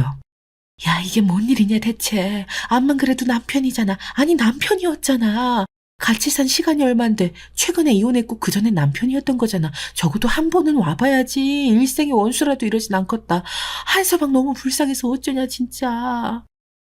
그러면서도 엄마도 말미에는 너무 안 되고 눈물이 나는지 눈가 주변이 벌개지시더라고요. 결국 어쩔 수 없이 저도 몰래 나가 어머니께 전화를 한참 걸었고 한 4통째 걸어서야 받아주시더군요. 제가 사정사정하고 제발 좀 와주시라고 하도 빌고 비는 통에 아주 느지막이 갑작스럽게 오셨어요. 남편은 제가 설득해서 오신 사실은 모르고 그냥 여러모로 슬픔에 차 있더라고요. 어머니는 아주 떨떠름한 표정으로 있다가 가셨고 제 머릿속은 너무 복잡해졌어요. 어쩜 저렇게 사람이 차갑고 정이 없을 수 있을까? 대체 어떻게 아버님 같은 분과 인연이 되셨던 걸까? 새삼 생각을 해보게 되더라고요. 나중에 장례를 다 치르고 정리를 하는 와중에 남편은 어머니가 다녀가신 것에 대해 별말이 없었어요. 그러니 저도 이렇게 어머니와의 연결고리도 점점 흐려지고 멀어지겠구나 싶었고요. 그런데 얼마 안 가서 또다시 저를 충격에 빠지게 하는 폭탄 발언이 기다리고 있었어요. 물론 이 말을 한 당사자는 또 어머니였답니다. 그렇게 제가 전화를 걸고 애타게 찾고 제발 이혼을 멈춰달라 혹은 아버님 장례에 와달라고 안달할 때는 듣지도 않던 분이셨는데 갑자기 자기 필요에 따라 저에게 불쑥 전화를 해오신 거예요. 그것도 이런 내용으로 말이죠. 예, 나 혼자 살기 너무 무서워서 그래. 니들이랑 같이 사는 걸 생각해보는데 너는 어떠냐? 기철이는 네가 좀 설득해주고 아마 잘 얘기하면 그러자고 할 거야. 나 여기 혼자 사는데 별의별 아저씨들이 득실거리고 너무 불안해. 그러니까 너가 얘기 좀 잘 해봐라. 어머니는 이렇게 대뜸 지금 어디 계시는지도 대략적인 동네만 알 뿐인데 본인 거주지에 대한 어려움을 호소하시는 거예요. 그러면서 같이 살자고 하시는데 당연히 전 안 내켰어요. 그런데 아마 이때부터 제가 어머니가 좀 싫어졌던 것 같아요. 아니, 갑작스럽게 자식네 부부랑 살아야겠다며 이유를 이상하게 대시더라고요. 봐라, 네 아버님도 이렇게 갈 줄 누가 알았냐? 갑자기 저렇게 혼자 노인들은 가기도 하는 거야. 뭐 노인네라고 부를 나이도 아니었지만 말이야. 하여간 우리 또래 사람들은 혼자 살게 두면 안 돼. 나도 갑자기 혼자 있다가 가버리면 누가 나를 와서 거둬가냐. 나중에 불효했다고 후회하지 말고 그냥 일찍이 살림 합쳐서 같이 살다가 갈 사람은 가고 살 사람은 사는 거. 시간 길게 끌지 말고 당장 오늘 기철이한테 물어봐라. 나 얼른 여기 집 정리할 테니까. 이 말에 저는 너무 당황스러웠어요. 아버님이 그렇게 가시게 된 상황에 대해 솔직히 저는 어머니한테 일말의 책임이 있다고 생각하거든요. 아버님이 지병이 있으시기도 했지만 너무 큰 스트레스와 마음의 병으로 더 악화되신 것 같았어요. 그렇게 일찍 가실 상황이 아니었는데 말이에요. 그런데 어머니는 아버님의 죽음에 대해 딱히 전혀 슬픔이나 이런 것도 없고 그걸 갖다가 본인의 노후를 편하게 할 용도로 예를 들어 말하고 계시잖아요. 저는 너무 어이가 없었고 남편한테 말하면 당연히 거절할 거라 생각했어요. 이 거절 의사를 어떻게 현명하게 잘 전해야 하나 골치 아프던 중 남편은 전혀 예상 외의 답을 하는 거예요. 그래, 엄마 오시라고 해. 길겐 나도 모르겠고 얼마간은 그렇게 하는 게 맞을 것 같아. 저는 이때 너무 놀라서 말이 시원스레 나오질 않았어요. 어머니 모시자고? 이처럼 조심스럽게 물었는데 돌아오는 남편의 답을 들으니 달리 반격을 못하겠더라고요. 사실 말이야, 나 지금 마음 안정이 잘 안 돼. 아버지 그렇게 보내놓고 너무 마음이 힘들어. 장례 때 그렇게 많이 울었는데 아직도 다 못 토해놨나 봐. 왜 이렇게 가슴이 답답하고 무거운지. 나한테 있어서 아버지랑 엄마는 비할 바가 아니지만 당분간은 그래. 엄마 말대로 그렇게 하는 게 낫지 않을까? 아버지를 보내고 마음이 안정이 안 되는데 엄마에까지 뭐가 시끄러워지면 나 진짜 견디기 힘들 것 같아. 당신 많이 힘들고 쉽지 않겠지만 조금만 봐주라. 그러면 안 될까? 이렇게 말하는 남편을 보며 저도 대책이 달리 없었어요. 그냥 크게 뭐라 하지 못하고 받아들이게 되었답니다. 그리하여 우리는 살림을 합쳐 어머니와 함께 살게 되었고요. 우리 부부가 쓰는 안방 말고 노는 방이 하나 있어서 그쪽을 드렸어요. 그런데 어머니는 그 방을 드린 게 마음에 안 드셨나 봐요. 정말 옛말 틀린 거 하나도 없어. 버릴 데가 단 한 군데도 없다니까 노인네 거슬리니까 뒷방에 가두는 거 아니야, 어? 아이고, 영주 표정 봐라. 뭘 다광하고 그래, 농담인데. 이때 너무 느낌이 좋지 않고 기분이 별로인 거예요. 은근슬쩍 장난하듯 쓱 먹이시는 것 같아서 너무 불쾌했어요. 우리 친정가족들은 무슨 시어머니랑 살림을 합치냐며 당황스러워했고 저도 더 길게 사정을 얘기하긴 불편해서 그냥 입을 닫았답니다. 하지만 그렇게 같이 살게 되었다고 해서 다행인지 불행인지 모르겠지만 우리 남편은 어머니께 딱히 마음을 열진 않더라고요. 본인은 처음에 어머니 말에 따라 같이 사는 걸 수락했지만 어머니를 볼 때마다 힘들게 살다 돌아가신 아버님 생각이 났나 봐요. 저는 저대로 불편하지만 남편은 정말 그 두 사람의 자식으로서 이러지도 저러지도 못하고 옴짝달싹을 못하고 있더라고요. 그래서 어거지로 참고 있는데요. 어머니는 정말 얼마 지나지도 않아서 저를 괴롭히기 시작하셨어요. 생각해보면 왜 이때 참고 남편한테 말을 안 했던 건지 이 정도면 말을 했어도 됐을 텐데 말이에요. 저기 어머니 이거 드신 거는 담궈두시지 말고 바로바로 설거지를 해주셔야 돼요. 안 그럼 벌레 생기는 거라. 그러자 어머니는 제 말을 탁 자르고 할 말만 하시는 거예요. 어머 왜? 네가 치워주면 안 되는 거야?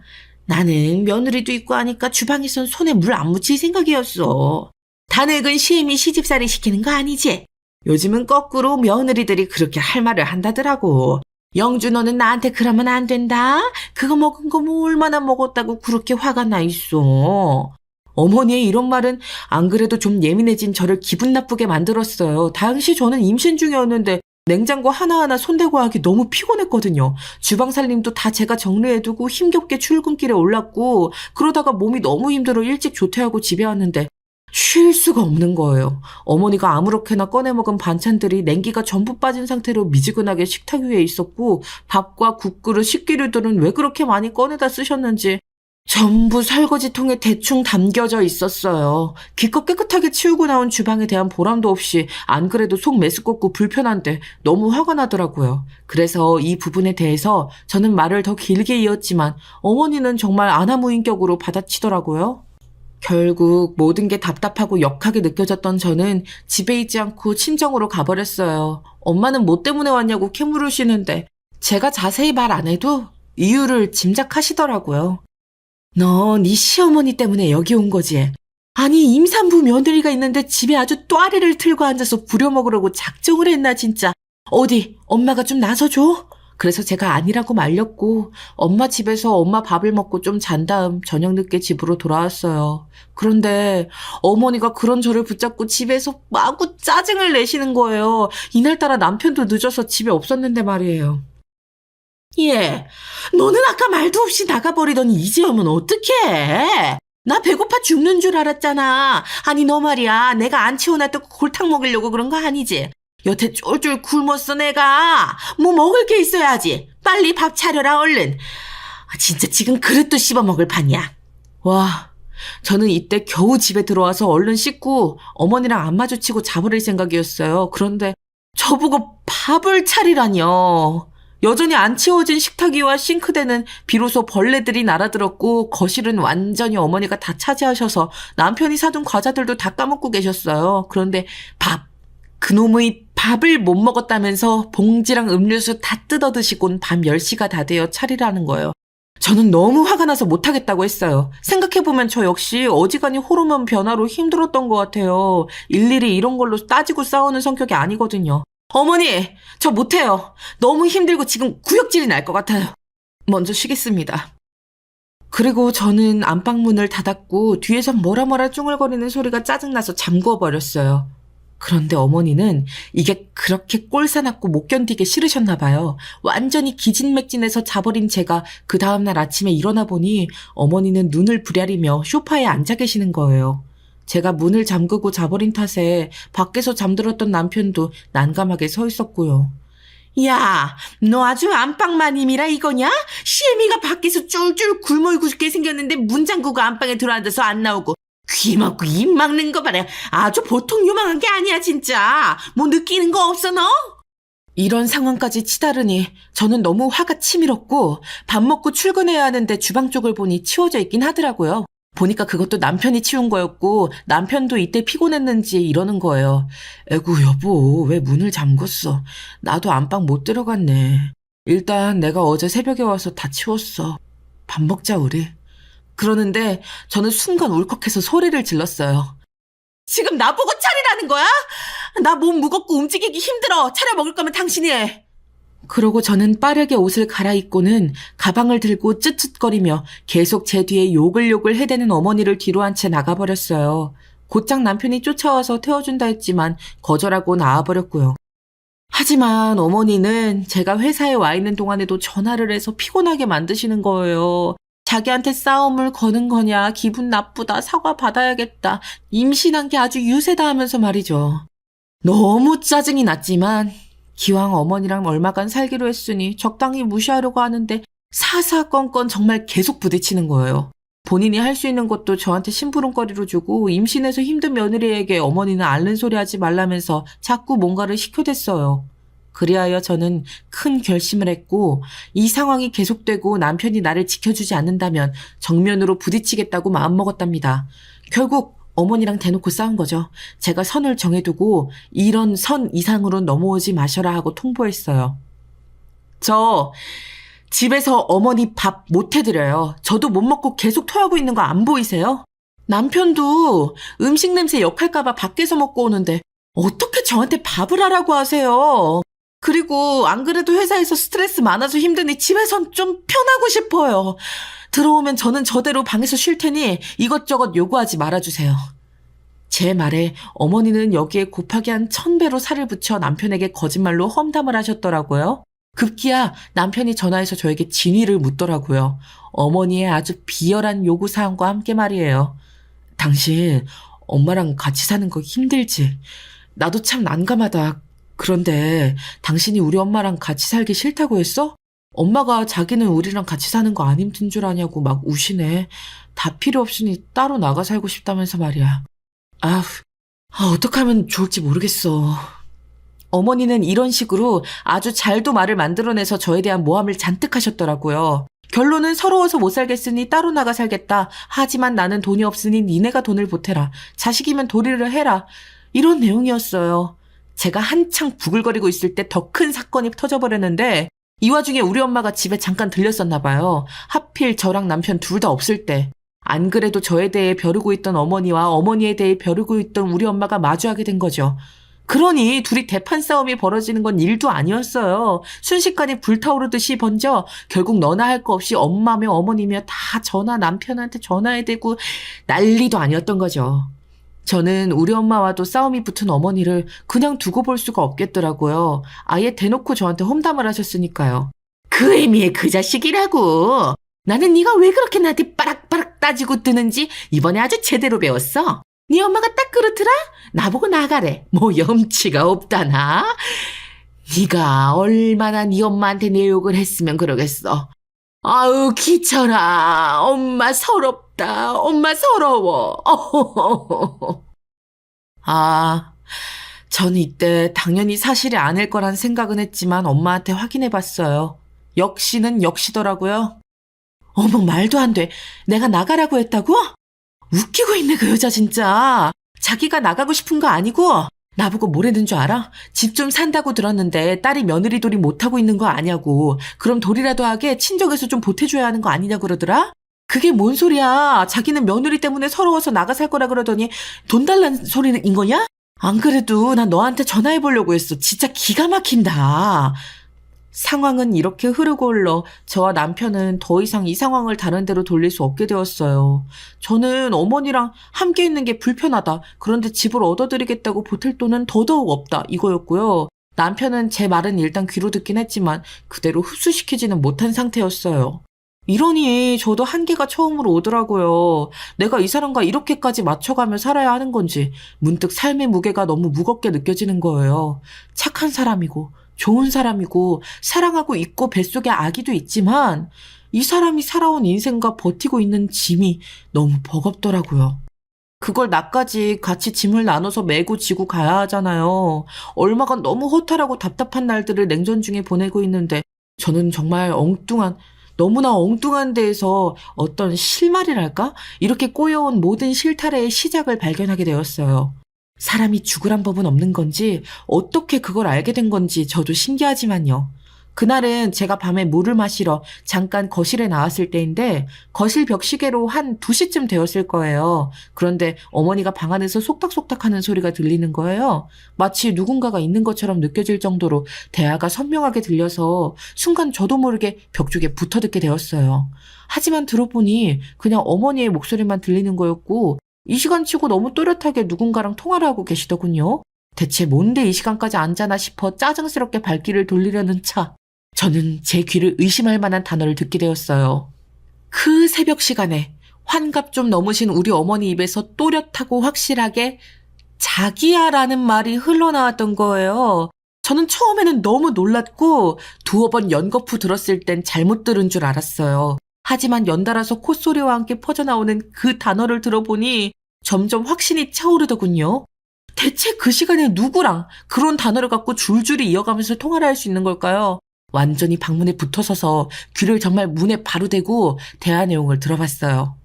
어머니는 건너 안방에서 아들 부부가 자고 있는데도 아주 볼륨을 크게 올리셨더군요. 맞아 자기. 아니 근데 대체 언제까지 걸리는 거야? 그놈의 한탕이 속아 넘어간 게 어디 하루 이틀이야? 자기 근데 혹시 연자 그년이랑 뭐 있는 거 아니야? 얼마 전에도 누가 봤다 그러던데. 자기랑 같이 뭘 먹고 있더래. 아니야? 그래 아니어야 해. 맞으면 나는 자기랑 연자 둘 다 가만 안 둘 거니까. 이건 누가 봐도 연애하는 감정을 갖고 있는 남녀의 대화였고 좀 더 귀를 붙여서 집중해보니 남자 목소리도 들리는 거예요. 어머니 전화 건너편으로 누가 들어도 할아버지 같은 목소리가 묵묵직하게 계속 커졌다 작아졌다 하면서 들려오더군요. 그러니 너무 놀라 입을 흡 막고 급기야 다리에 쥐가 나서 살살 끌며 방으로 돌아오기까지 어머니는 본인이 자기라고 부르는 그 할아버지랑 계속 통화를 멈추지 않고 있었어요. 결국 그날 뜬 눈으로 잠들지 못했고 회사에서도 내내 속이 울렁거리고 마음이 불편하더라고요. 아니 물론 어머니도 엄연히 이혼하신 상태이고 누군가를 만날 수는 있죠. 그런데 아버님이랑 이혼하신 뒤에 장례를 치르고 나서 1년도 안 되었어요. 그런데 금방 너무 태연하게 자기라고 부르시니까 저도 좀 당황스럽지 않겠나요? 심지어 아버님한테는 그런 호칭을 쓰신 적도 없어요. 늘 이 사람 이 인간이라는 지칭밖에 안 하셨거든요. 혼자 이 사실을 알고 있어야 하니 너무 불편해서 참고 있던 저를 이런 근심거리를 덜어주시려는 건지 어머니는 며칠 뒤 곧장 개방을 해버리셨지 뭐예요. 다름 아닌 그 전화 속 자기의 주인공, 그 연문 많은 먼 할아버지를요. 우리 집에 불러서 떡하니 거실에 같이 앉아 계신 거예요. 그날도 제가 먼저 왔으니 망정이지 남편이랑 동시에 들어왔다면 남편 반응이 어땠을지 상상이 안 가요. 어머니, 이분은 누구세요? 그러자 어머니는 저한테 인사하라면서 이렇게 말을 하시는 거예요. 세상에, 어쩜 사람이 이래요? 인사해? 네 시아버지다. 이제 아버님이라고 불러. 좀 이따 기철이 오면 같이 말할 건데 일단 너부터라도 깍듯이 고쳐 불러들어라. 그러자 그 할아버지도 어머니 옆구리를 짜증스럽게 치면서 뭔 아버님이냐며 화를 내시더라고요. 어머니는 그 반응에 더 열불이 나셨는지 왜 아니냐고 거기서 또 둘이 싸우고 앉아있는데 정말 저 곱게 애를 낳을 순 없는 건가요? 임신한 내내 너무 속 시끄러운 거예요. 대충 물 마시고 안방에 들어와서 생각해보니 어머니랑 그 할아버지는 서로 그렇게 엄청 막역하게 좋아 지내는 사이 같지 않았어요. 그냥 어머니 혼자 일방적으로 매달리는 것 같고 그 할아버지는 약간 귀찮은 일에 꼬인 마냥 앉아있더라고요. 보니까 할아버지가 막 할아버지 느낌은 아니고 키도 크시고 얼굴도 번들번들 하신 게 그 또래분들에게는 여심을 사로잡는 인상이신 것 같았어요. 그러니 어머니가 열을 올리나 싶으면서도 한편으론 참 해괴하고 보기 안 좋았죠. 뻔히 저한테는 아버님이란 존재가 큰데 무슨 다짜고짜 시아버지라고 부르라는 거냐고요.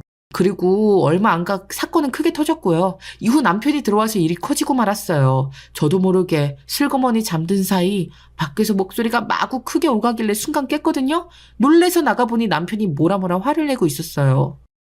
엄마, 이건 아니잖아. 무슨 대뜸 이 할아버지. 아니 엄마 말대로 아저씨. 그래 근데 무슨 아버지라고 부르라고? 엄마 이건 말도 안 돼. 내가 싫다는데 왜 그래? 어머니는 걷다 대고 아주 눈 하나 깜짝 안 하고 당연한 걸 요구한다는 듯 말씀하시는 거예요. 내가 나가고 싶다고 했잖아. 니네가 안 된다며. 그럼 나는 니네랑 살아야지. 부모인데 따로 나가서 살기도 못 해줄 거면 같이 모시고 살아야 되는 거 아니야? 그리고 나는 이 사람이랑 같이 살 거야. 그럼 니네도 같이 사는 거지. 그 얘기가 그렇게 어려워? 뭐가 그렇게 어려워? 왜 말귀를 못 알아듣고 몇 번이나 말을 하게 하는 거야? 그러다가 어머니는 이때 방에서 쓱 나온 저를 보시더니 아주 잘 됐다는 듯이 말하시는 거예요. 이것 봐. 나도 참을 만큼 참았어. 찌한테 무시당하면서 온갖 서름 당하고 죽을 만한 고통을 겪으면서도 참고 견뎠다고. 그러니 나도 하고 싶은 대로 내 인생 좀 즐기면서 살고 싶어. 그런 줄 알고 이제부터 저 안방 좀 비워라. 노인네 둘이 있으려면 저 뒷방은 너무 좁고 아주 승질 나 죽겠어. 니들만 맨날 굴속마냥 들어가서 그러고 있지 말고 노인네 모시고 살 거면 제대로 공경을 하란 말이야.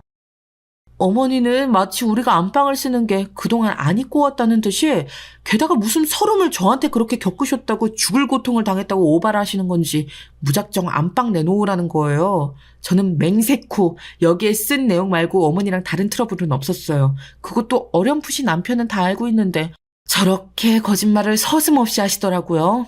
그러거나 말거나 일단 남편은 무조건 안 된다고 난리를 쳤고 그걸 옆에서 도라르방 마냥 멈춰서 보고 있던 할아버지가 같이 껴드는 거예요. 아이고 우리 옥순 씨가 이렇게 자식들한테 무시당하고 힘들게 사는구먼. 그 아들이 되어서 어머니를 이렇게 힘들게 하면 어떡해요. 내가 도무지 안 나설 수가 없네 진짜. 그러니 땡땡동에 살 때도 돈 한 푼 안 보태주고 힘들게 살게 했지. 그런데 여기서 너무 어이없게 어머니가 참 바보 같은 소리를 하시는 거예요. 아니 문재씨. 그건 자기가 그때 땡땡동 투자한다고 빼달라고 하니까 내가 돈이 없던 거지. 그건 일단 빨리 돌려줘야 하는 돈이에요. 확실히 할 건 확실히 해야지. 아무튼 계속 말해봐요. 그러면서 다시 우리한테 삿대질러를 하려는 것을 남편은 재빨리 낚아채서 다시 물었어요. 잠깐만요. 뭐요? 무슨 돈? 엄마 그 집 나올 때 돈 빼서 이 할배 준 거야? 아니, 엄마 돈 없다고 계속 그랬잖아. 말해봐. 뭐야? 할배? 거옥순 씨 아들 말 험하게 하네. 나한테 할배라니? 아직도 밖에 나가면 저 여자만큼 젊은 아가씨들이 나한테 줄을 서는데 뭔 소리야? 그러면서 할아버지가 저를 가리키면서 헛소리를 하니 남편은 완전 눈이 돌아버렸어요. 가뜩이나 마음에 안 들어 죽겠는데 정황상 엄마 돈을 뜯어낸 듯하고 게다가 남편의 와이프인 저까지 들먹이며 여자 어쩌고 말하는 상황에 완전히 꼭지가 돌아버린 거예요. 순간적으로 달려든 남편 때문에 거실은 아수라장이 되었고 그 할아버지와 어머니는 같이 엉겨붙어 남편을 떼내려고 하고 난리가 난 거예요. 홀몸도 아니고 안 그래도 몸 무거운 저는 나설 수도 없고 그냥 멀찍이 떨어져서 그만하라고 말하는 수밖에 없었고요. 마침 그날 밖에 비도 오고 있었는데 이게 무슨 비 오는 날에 먼지 날 짓인가요? 아주 어머니는 뭐 하는 짓이냐 제발 그만해라 고래고래 소리 지르며 오열을 하시질 않나. 난장판이었어요. 나중에 겨우 뜯어내어 떨어뜨려졌고 남편은 할아버지를 그냥은 못 넘긴다며 다시 캐물었어요. 할배 똑바로 불어요. 우리 엄마한테 얼마 뜯어갔어. 아니 엄마 다 미치겠다. 우리 엄마 언제부터 만났어요? 이때 어머니는 그렇게 얼마간 저희 집에 있으면서 아니 저를 처음 만난 순간부터 그날까지 그렇게 저한테 당당하게 갑질을 하시더니 이때만큼 당황하고 처절한 얼굴을 본 적이 없었어요. 남편한테 갑자기 막 뭐라고 하시더라고요. 기철아. 너 사람 얼굴 죽사발로 만들어 놓고 뭐 하는 짓이야. 그만해. 그만하고 다음에 얘기해. 문제신 그냥 그만 보내드리자. 남편은 그 손을 뿌리치고 다시 물었어요. 대답하라고 할배. 경찰에 신고할 거야. 빨리 말 안 해? 그 말에 이전보다 약간 주눅이 들어있으면서도 여전히 이글거리는 눈을 하고 그 할아버지가 실토했는데요. 내용이 참으로 처참해서 같이 듣고 있기도 민망할 지경이더군요. 몇 년 됐지? 한 5년 됐나? 옥순 씨랑 그때 종로에서 그렇잖아. 그래 그렇게 됐을 거야. 이건 아마 물어보는 남편도 어쩌면 순간적으로 예감했겠지만 아마 그래서 물은 것이겠지만요. 어머니는 우리 아버님이랑 결혼 생활하고 계시던 때 그러니까 우리 부부가 결혼하기 한 몇 년 전부터 이미 저 할아버지랑 관계가 있었던 거예요. 그니까 쉽게 말해 불륜이었던 거죠. 남편은 더 돌아버릴 뭣도 없었던 것 같지만 저는 그가 날아온 내내 그렇게 사람이 화가 난 건 처음 봤어요. 그럴 만한 상황이기도 했지만 막 천장을 보면서 괴성을 내지르는 거예요. 엄마 아버지가 있는데 그래서 그렇게 악을 쓰고 이혼한 거야? 입이 달렸으면 말을 하라고. 아버지랑 살 때 아니야. 아니 진짜 이 할배 움직이지 말고 딱 기다려. 잡아서 쳐넣기 전에. 그보다 엄마 진짜 환장하겠네. 어머니는 중간에 껴서 이러지도 저러지도 못하고 너무 그냥 실성한 사람처럼 입을 벌리고 있는 거예요. 저 멍청한 할아버지는 우리 남편한테 된통 당하고는 계속 긴장해서 움찔거리고요. 일단은 할배 일어서요. 꺼져. 당신은 나중에 처리할 거야. 두고 보자고. 그러면서 남편은 마른 세수를 하더니 빨리 나가라고 손짓을 했어요. 그 와중에 할아버지는 어깨가 푹 처져서는 계속 뭐라고 꿍얼거리며 변명을 하더라고요. 이러다 정말 큰일 날 것 같아서 제가 빨리 나가라고 했어요. 헌데 그 와중에 어머니가 말리고 또 난리가 난 거예요. 정말 속 터지더라고요. 어딜 가요, 문제씨. 있어봐요. 잘 설명하면 되니까. 잠깐만요. 내가 애들 야단을 칠 테니까. 이때 정말 우렁찬 천둥 소리 마냥 남편의 피 맺힌 소리가 공기를 쫙 갈랐어요. 엄마, 제발. 정말 기절 초풍할 만큼 큰 소리였어요. 새삼 남자 목소리가 이렇게 집채만큼 컸다는 걸 실감했네요. 놀래서 그러지 말라고 말했지만 남편 귀에는 들리지 않는 듯 했어요. 게다가 그보다 더 놀라웠던 건 남편 눈가 주변이 번쩍번쩍한 게 눈물 같은 게 맺혀있는 것 같더라고요. 엄마, 그만 좀 하라고. 이게 뭔 짓이야. 엄마는 입이 10개라도 할 말이 없어. 뭐라고? 이러고 있는 난리에 그 할배는 순식간에 문 열고 도망쳐버렸고 어머니는 뒤따라서 신발을 허둥지둥 신고 쫓아가려고 하더군요. 그러다가 순간적으로 뭐가 멈칫했는지 다시 남편 쪽으로 몸을 돌려서는 눈을 부릅뜨시는 거예요. 그러면서 남편 등을 팍팍 소리가 나도록 건드려가며 원망을 하시지 뭐예요. 이놈, 나쁜 놈, 새끼가 돼서 애미한테 이게 뭐하는 짓이야. 이놈, 뭐하는 거냐고. 이러면서 어머니는 되려 본인 아들한테 마구 저주를 쏟아붓는 거예요. 본인 입으로 자기가 낳아놓은 새끼인 아들보다 저깟 허접한 남자한테 빠져서 그 남자를 자기 걸로 못 붙들어 놓은 게 화가 나셨나 봐요. 남편은 눈을 감고 부르르 떨며 가만히 서 있는데 도저히 제가 옆에서 더 말을 걸 만한 분위기가 아니라서 그냥 보고 있었어요. 남편은 다시 획 몸을 돌려 어머니를 보더니 이렇게 말하는 거예요. 엄마, 지금 내 말 잘 들어. 엄마, 있잖아. 근데 이때 남편 표정이란 너무 참담하고 슬퍼 보여 저도 모르게 헉 하고 울음이 올라왔어요. 마치 전쟁터에서 이제 막 죽기 직전에 군인 같은 얼굴을 하고 있었으니까요. 그 순간에 남편의 마음을 상상도 못하겠더라고요. 속이 얼마나 문드러져 썩었으면 저런 표정이 되어버린 걸까요?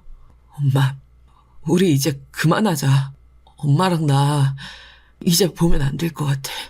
그게 맞는 것 같다. 아까 저 할배한테 가. 뭐 이 자식아? 네가 흠씬 죽사발을 만들어서 쫓아낼 땐 언제고? 그니까 가라고! 쫓아가라고! 그러고 남편은 마구 어머니를 문 밖으로 밀어내는 거예요. 그러면서 정말 믿을 수 없는 말을 내뱉었어요. 숨죽여서 옆에서 듣고 있는 제 가슴이 다 찢어질 것 같더라고요. 엄마가 나랑 아버지 버리고 갔잖아. 근데 다시 왔지? 엄마, 안 와도 됐어. 계속 엄만 안 왔어야 했어. 오지마, 이제는. 2번 다시 오지마. 그러고 끝내 밀어내서 밖으로 내보내고 문을 닫더니 잠궈버리더군요. 어머니 역시 당황하고 놀란 얼굴로 밀려나 문을 계속해서 두드리고 또 쾅쾅 발로 차대는데 끝끝내 남편은 문을 열지 않았어요. 그대로 발을 슥슥 끌면서 안방으로 들어가더니 침대에 퍽 하고 쓰러져 눕는 소리가 들리더라고요.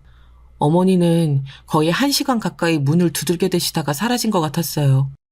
그날 잠을 못 이뤘던 건 남편이나 저나 마찬가지일 거예요. 아마 어머니도 그러셨을 것 같고요. 저와 남편, 어머니가 셋이 잠깐 같이 지내는 그 위태로운 일상 속에 이처럼 끔찍하게 마주해버린 현실이란 그냥 모두가 너무나 불행해질 수밖에 없었던 것 같아요. 저와 남편 혹은 남편과 어머니 어느 쪽이건 가족의 모습을 유지하려면 셋 중 누구 하나는 꼭 빠졌어야 했을 테고요. 남편은 그 상황 안에서 어머니를 지워버렸어요. 그 이유는 저를 위해서라기보다는 본인 자신을 위해서였고요. 그리고 돌아가신 아버님, 일생을 아내에게 상처받고 홀로 자식을 지켜냈던 아버님을 떠올렸을 때 남편은 더더욱 그런 선택을 할 수밖에 없었나 봐요. 저한테 무엇 하나 확실하게 말해준 것은 없지만 남편의 행동을 볼 때 그리 생각이 되더라고요. 그리고 시간이 지나면서 어머니에 대해서도 마음이 편치 않던 와중에 어머니는 제가 그런 생각을 하지 못하도록 먼저 연락을 해오셨어요. 잠깐의 복잡한 마음이 들었던 것도 무색하게 남편의 결정이 잘 되었다는 걸 확인하는 내용으로 말이죠. 너 말이야, 기철이 좀 잘 설득해봐라. 아니 그 나쁜 놈이 새끼가 엄마가 데려간 아저씨를 그따위로 만들고 엄마도 쫓아냈잖아. 걔 정신병 있나 봐. 어떻게 좀 해야 될 것 같아. 지 아빠 먼저 보내고 정신이 어떻게 된 것 같아. 네가 말하면 될 것 같아. 걔가 마누라 말은 잘 들을 테니까 빨리 설득해서 나 좀 들어가라고 말 좀 해라. 나 여기저기 얹혀서 지금 돌아다니면서 지내는 중인데 불편해 죽겠어. 낮에 나 잠깐 쭉 갈 테니까 문 좀 열어줘라. 저는 정말 머리가 어질어질한 걸 느끼고 조심스레 말씀을 드렸어요. 곤란하다는 식으로 말했는데 절대 들을 생각이 없으시더라고요. 와중에 이런 얘기까지 하시는 거예요. 진짜 너까지 왜 그러냐, 정말 짜증나게. 그리고 나 돈 똑 떨어졌어. 가진 것도 없이 핸드폰만 주워들고 나와서 친구네 집에 있는 것도 하루 이틀이야. 일단은 네가 한 100만 원만 좀 보내봐. 나도 사람 구실해야지. 기철이한테는 비밀로 하고 어떻게든 돈 좀 보내줘봐. 여기서 화가 빡 올라온 저는 잠깐 생각을 하다가 다시 말했어요. 암만 생각해도 이렇게 전달하길 잘한 것 같더라고요. 그렇게 당당하게 요구해대던 어머니가 완전 말문이 막히셨으니까요.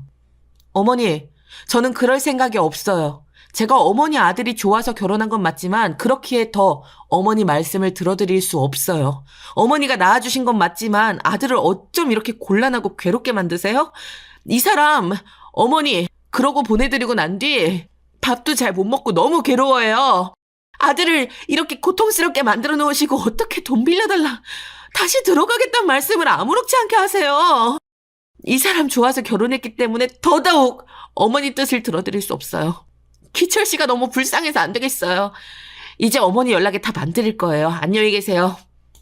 그렇게 말한 뒤 모든 걸 차단했어요. 이 뒤로 어머니가 뭔가 더 찾아와서 난리치실까 긴장했지만 우리 집에 찾아온다든지 뭐 다른 번호로 걸려온다든지 그런 건 없더라고요. 정말 급하고 간절했다면 자기 아들한테 연락할 길은 열려 있으니 그리로 하면 될 거고요. 이후로 우리는 무더운히 지내면서 아이도 잘 출산했고요. 남편은 아이를 만나게 된 이후 새로운 인생이 열렸다면서 거기에만 집중하고 싶어 하더군요. 우리 쪽 친정어른들은 남편이 너무 짠하다고 하고 저도 비슷한 생각이에요. 이후로 조금의 흔적도 인기척도 느껴지지 않는 어머니의 존재감이란 남편에게 부정적인 영향을 끼치지는 않을 것 같네요. 아무쪼록 우리 새로운 가족의 출발을 응원해 주셨으면 감사드리겠습니다.